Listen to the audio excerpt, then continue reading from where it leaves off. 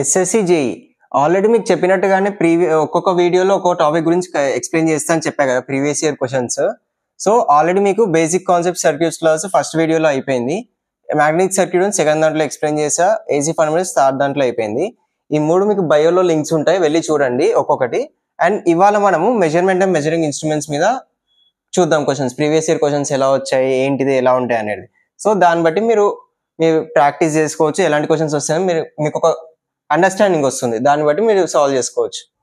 So electrical measurement topic లో first question చూడండి. The name plate of meter reads 1 kWh equal to 15,000 revolutions అన్నాడు.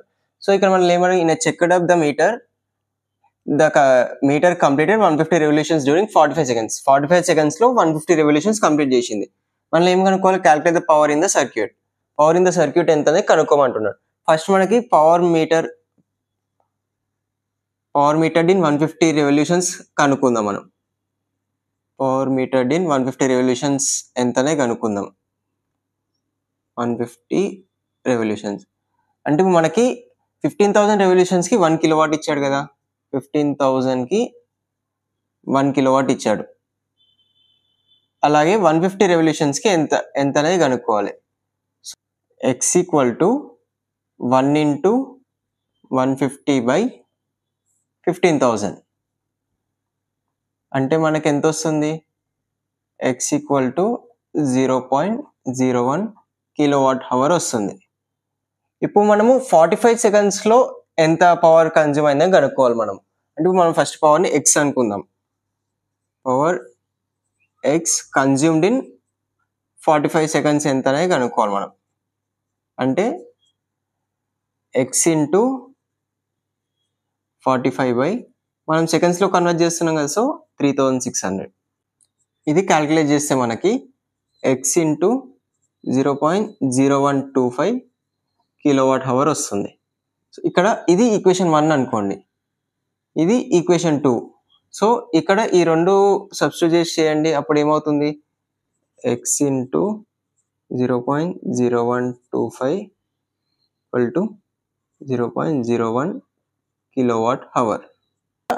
ఈ రెండు చేసి ఎక్స్ అనేది కనుక్కోండి. అప్పుడు ఈ రెండు క్యాలిక్యులేట్ చేసి మనకి ఎక్స్ ఎంత వస్తుందంటే 800 వాట్స్ వస్తుంది. So power in the circuit ఎంత మనకి 45 సెకండ్స్ తర్వాత total power in the circuit వచ్చేసి మనకి 800 watts. Option B is the right answer. Next question చూడండి. ఇక్కడ ఏమడిగా moving iron instrument have dash scale. మీకు ప్రిలిమ్స్ లో ఎస్ఎస్సిజి ప్రిలిమ్స్ లో ఈ టాపిక్ నుంచి మెయిన్ గా ఇటువంటి థియరీ క్వశ్చన్స్ అడుగుతుంటాడు. ఎలా అంటే మీకు ఇవి జనరల్ గా ల్యాబ్స్ చేసినప్పుడు ఇటువంటి వాడుతుంటారు. మూవింగ్ ఐరన్ ఇన్స్ట్రుమెంట్స్ లో టీటా ఈక్వల్ టు మనకి యాంగులర్ డిస్ప్లేస్మెంట్. ఈ ఫార్ములాతో మనం జనరల్ గా క్యాల్కులేట్ చేస్తాం వాల్యూస్. ల్యాబ్స్ చేసినప్పుడు ల్యాబ్స్ లో ఎక్కువ ఉపయోగపడుతుంటుంది ఐరన్ ఇన్స్ట్రుమెంట్స్. జనరల్ గా యాంగులర్ ఇన్స్ట్రుమెంట్స్ మనకి I² వస్తుంది ల్యాబ్స్ చేసేటప్పుడు values. So theta equal to I². అంటే మనము మూవింగ్ ఐరన్ ఇన్స్ట్రుమెంట్స్ ని స్క్వాడ్ స్కేల్ తో మనము క్యాల్కులేట్ చేస్తాం. So option B is the right answer. ఎలా? Theta equal I² squared scale లో క్యాల్కులేట్ చేస్తాం. నెక్స్ట్ క్వశ్చన్ చూడండి. Which of the following meter will be most sensitive. నేను ఇందాకనే చెప్పాను ఇంత క్వశ్చన్ అప్పుడు. మెయిన్ గా ప్రిలిమ్స్ లో ఈ ఎలక్ట్రికల్ మెజర్మెంట్స్ నుంచి ఇటువంటి బేసిక్ క్వశ్చన్స్ అడుగుతాడు, కానీ మనం చాలా కన్ఫ్యూజ్ అవుతాం. సో ఇక్కడ ఏం చూడండి, మీటర్స్ లో మనకి సెన్సిటివ్ ఏది ఉంటుందంటే తక్కువ కరెంట్, లీస్ట్ కరెంట్ ఎందులో అయితే ఉంటుందో అదే మనకి చాలా సెన్సిటివ్ ఉంటుంది. ఒకసారి మీరే చూడండి, ఈ 4 ఆప్షన్స్ లో ఏది లీస్ట్ ఉంటుంది? ఇది 50 మైక్రో ఆంపియర్స్ అంటే 50 ఇంటూ 10⁻³ ఆంపియర్స్. ఇది వచ్చేసి మనకి 100, ఇది ఎలా వస్తుంది? ఇంటూ 10⁻⁻6 వస్తుంది. ఇది మనకి 50 ఇంటూ 10⁻⁻6.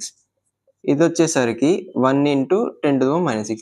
సో మీరే చూడండి, ఈ 4 ఆప్షన్స్ లో చూసుకుంటే మీకు ఆప్షన్ డి అనేది చాలా లీస్ట్ ఉంటుంది ఈ 4 లో కమెంట్. సో సెన్సిటివ్ ఏది ఉంటుంది? Option D, 1 micro ampere. So option D is the right answer. Next question చూడండి. ఇక్కడ on the simple ohm meter the 0 ohm mark is dash of the scale అన్నాడు. అంటే ఒక ఓమ్ మీటర్ స్కేల్ మీద 0 ohm mark ఎక్కడ ఉంటుంది అన్నాడు. General గా మనం ఇట్లా 0 ohm మార్క్ ఎక్కడ ఉంది అడగగానే మనం స్కేల్లో ఎప్పుడైనా సరే 0 లెఫ్ట్ నుంచి స్టార్ట్ అవుతుంది, లెఫ్ట్ అని ఆప్షన్ పెడతాం, కానీ అది తప్పు.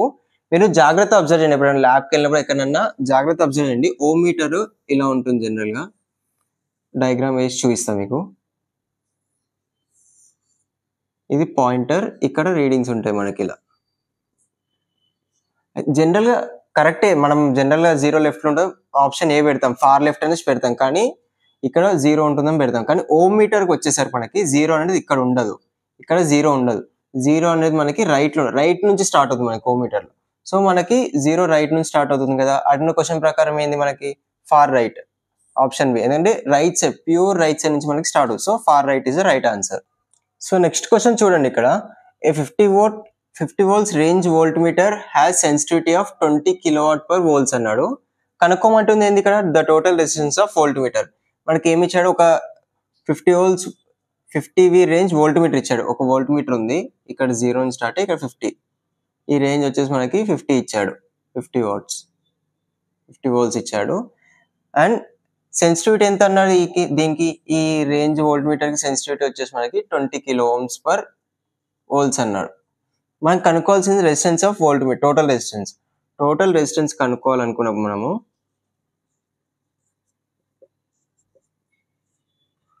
టోటల్ రెసిస్టెన్స్ ఈక్వల్ టు ఈ సెన్సిటివిటీ, రెసిస్టెన్స్ ఇది into sensitivity into 50 volts, total range ఎంత ఇచ్చాడో అది చేస్తాం మనం. అంటే ఇక్కడ 20 kilo ohm per ఇంటూ కే అంటే మనకి కిలో అంటే 10⁻³ ohms బై వోల్ట్స్ ఉంది, ఇంటూ ఎంత రేంజ్ 50 volts కదా, 50 volts.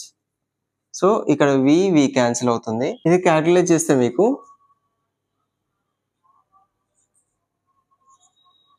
1000 kilo ohms వస్తుంది. 1000 kilo ohms మీరు 1 mega ohms లాగా రాసుకోవచ్చు. అంటే option D is the right answer. So next question చూడండి, ఇక్కడ the range of PMMC instrument is 0 to 10 amperes అన్నాడు. The full scale deflection current of meter is 2 milliamperes, then multiplying power of the shunt is. మనం జనరల్గా PMMC ఇన్స్ట్రుమెంట్లో shunt ఎందుకు use చేస్తామంటే కరెంట్ని increase చేయడానికి యూజ్ చేస్తాం. సపోజ్ ఇన్స్ట్రుమెంట్లో 1 ampere కరెంట్ ఉంది, దాన్ని 5 amperes చేయడానికి మనము షంట్ యూజ్ చేస్తాం. షంట్ అనేది ఇంక్రీజ్ చేయడానికి యూజ్ చేస్తాం కరెంట్ని ఇన్స్ట్రుమెంట్లో. సో ఇది షంట్ యొక్క యూజేజ్. మనకి ఇక్కడ మనకి ఏం అడిగాడు, మల్టిప్లైయింగ్ పవర్ ఆఫ్ షంట్ ఎంత అనేది కనుక్కోమంటున్నాడు. మనకి ఫార్ములా దానికి n = I/Im. ఇక్కడ n = I ఎంత ఇచ్చారు, 10 amperes మ్యాక్స్ ఇచ్చారు, 10/Im ఎంత, ఫుల్ స్కేల్ డిఫ్లెక్షన్ కరెంట్ వచ్చేసి మనకి 2 milliamperes ఇచ్చాడు. అంటే మిల్లీ అంటే 10⁻³ amperes. ఇది క్యాల్కులేట్ చేయండి మీరు, 5 × 10³ అంటే మనకి 5000 వస్తుంది.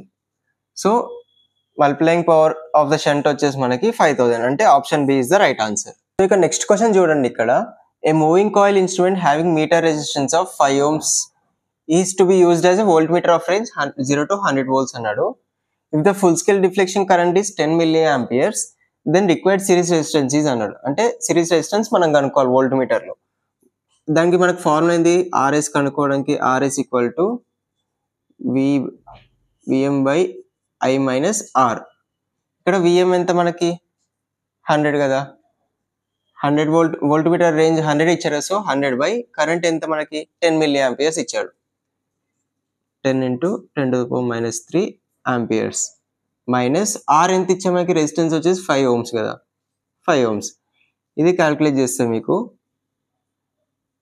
100 ×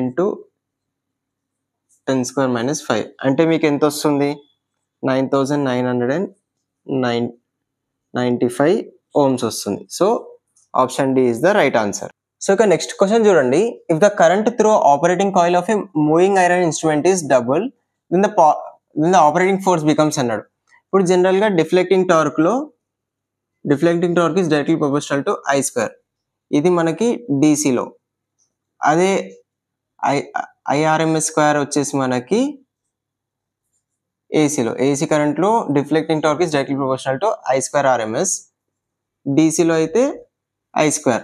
ఇవి మనకి ఫార్ములాస్. ఇప్పుడు మనకి ఏం అడిగాడు, if the current through operating coil of a moving iron instrument is doubled అన్నాడు. అంటే ఫస్ట్ మనకి I² కదా, ఇక్కడ మనకి డబుల్ అయినప్పుడు ఆపరేటింగ్ ఫోర్స్ ఎంత అవుతుందని అడిగాడు. ఇప్పుడు I² ఉంది, 2² అనుకోండి, 2² 4 అవుతుంది కదా, అంటే మనకి ఇది 4 అవుతుంది. అంటే డిఫ్లెక్టింగ్ టార్క్ అనేది 4 times అవుతుంది. So option B is the right answer. So ఇవి మీకు ఎలక్ట్రికల్ మెజర్మెంట్స్ నుంచి కొన్ని ఇంపార్టెంట్ క్వశ్చన్స్. ఈ వీడియో మీకు నచ్చినట్టయితే ఒక లైక్ చేయండి, సబ్స్క్రైబ్ చేయండి, అలాగే మీ ఫ్రెండ్స్ కూడా షేర్ చేయండి. ఎవరైతే SSC జేఈకి ప్రిపేర్ అవుతున్నారో వాళ్ళ గురించి చాలా యూస్ఫుల్గా ఉంటుంది. మిగిలిన టాపిక్స్ కూడా మీకు నెక్స్ట్ అప్కమింగ్ వీడియోస్లో ఎక్స్ప్లెయిన్ చేస్తాను. సో సబ్స్క్రైబ్ చేసి పెట్టుకోండి.